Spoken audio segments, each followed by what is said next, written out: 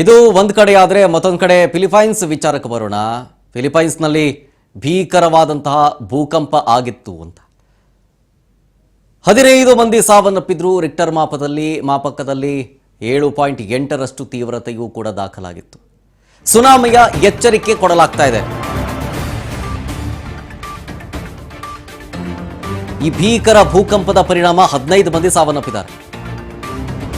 Richter ಮಾಪಕದಲ್ಲಿ 7.8ರಷ್ಟು ತೀವ್ರತೆ ದಾಖಲಾಗಿರುವುದು ಅಂದ್ರೆ tsunami ಎಚ್ಚರಿಕೆ ಇದು.